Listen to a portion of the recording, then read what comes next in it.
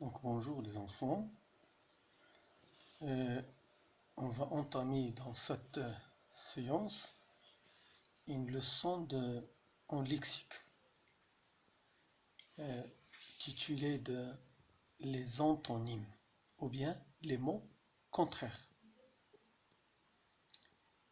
Donc bien voilà.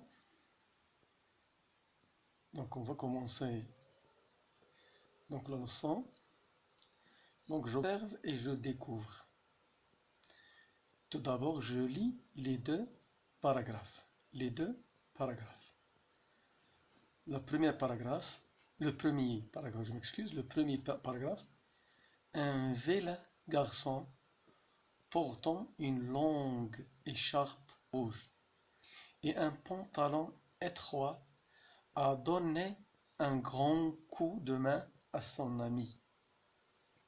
2. Un gentil garçon portant une courte écharpe rouge et un pantalon large a reçu un petit coup de main à son adversaire. Un petit coup de main à son adversaire. Et donc, ce que vous devez faire, c'est donc faire une comparaison entre les deux paragraphes. Faire une comparaison, comparer ce paragraphe avec celui-là. Qu'est-ce qu'il a changé de ce paragraphe à celui-là? Qu'est-ce qu'il a changé? Allez, je vous laisse pour l'instant. Donc le résultat, c'est le suivant. Donc ce qui a changé donc du premier paragraphe au deuxième, regardez, là, un vilain garçon. Dans le deuxième paragraphe, un gentil garçon. Aussi ici, une longue écharpe. Ici, on a une courte écharpe. Là, un pantalon étroit. Ici, un pantalon large. A donné. Ici, a reçu. Donc, on a ici un grand coup de main. Un grand coup de main. Ici, un petit coup de main. À son ami. Ici, à son adversaire. Donc, le résultat, on va le mettre dans le tableau suivant. Donc, ici, le mot vilain a donné, et dans le deuxième paragraphe, gentil. Longue, dans le deuxième paragraphe, courte. Étroit, large. Donné, reçu. Grand, petit. Ami, adversaire. Donc voilà. Compare entre la phrase un vilain garçon avec un gentil garçon. Quelle est la différence? Un vilain garçon, ici un gentil garçon.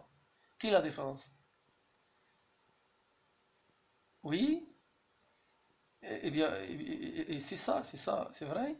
Donc c'est quoi? On voit que les deux phrases ont deux sens opposés. Ils n'ont pas le même sens, mais de sens opposés ou bien des sens contraires.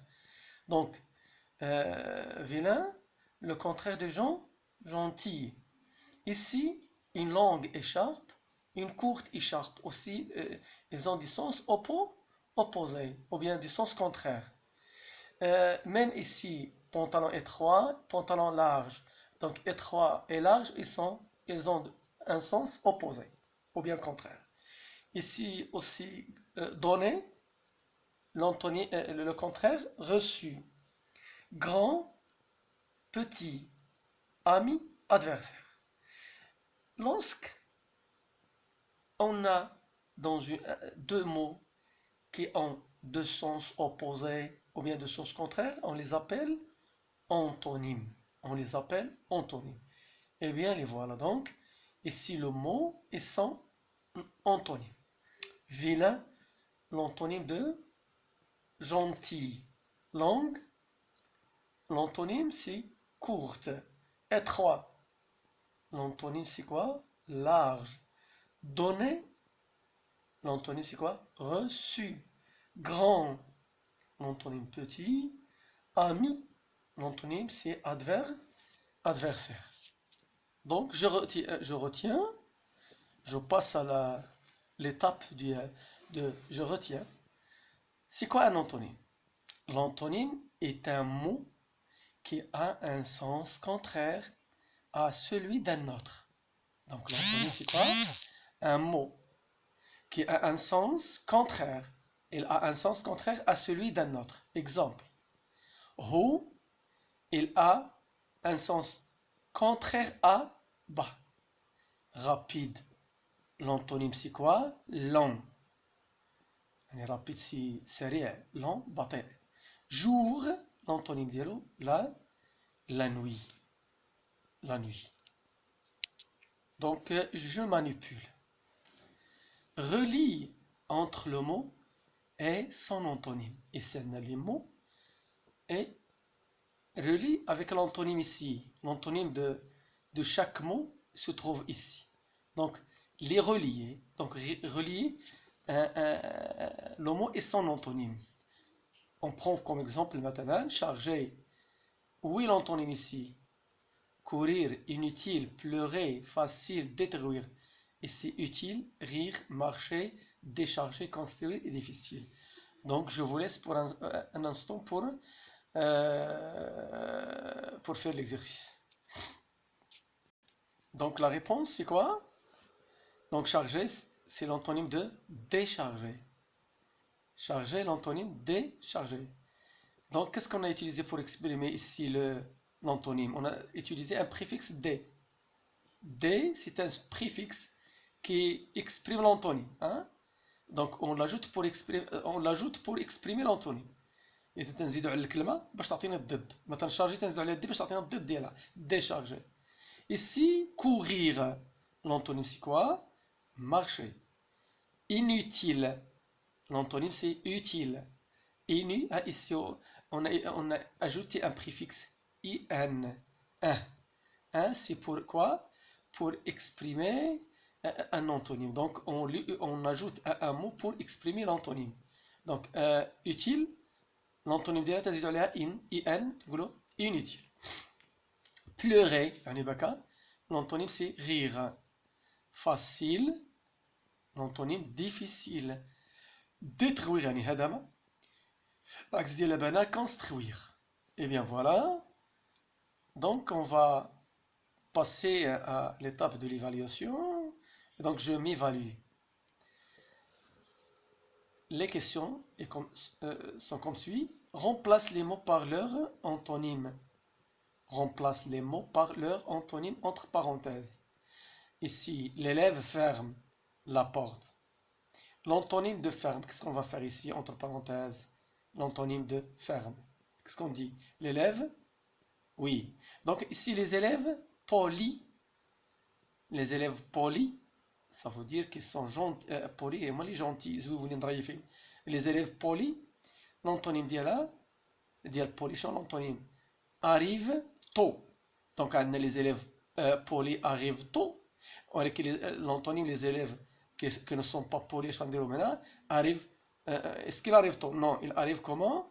Ici. J'ai oublié de faire ici un accent circonflexe ici. Vous le mettez. Voilà. Donc il monte la montagne. Il monte la montagne. L'antonyme de monter, monte. Ce qu'on va dire ici. Allez. Vous faites l'exercice donc. On passe donc à la réponse. Donc je remplace les mots par leur antonyme entre parenthèses. L'élève ferme, on met ici ouvre. L'élève ouvre la porte. Les élèves polis, on met ici les élèves impolis. On a utilisé le préfixe un pour exprimer l'antonyme. Donc les élèves impolis arrivent comment? Tard. Ils n'arrivent pas tôt, donc ils arrivent tard. Donc les élèves impolis arrivent tard. Ici, il monte. L'antonyme, c'est quoi? Il descend. Il descend la montagne. Il descend la montagne. Donc, je suis arrivé à vous dire. Donc, bon courage et à bientôt. Allez, au revoir.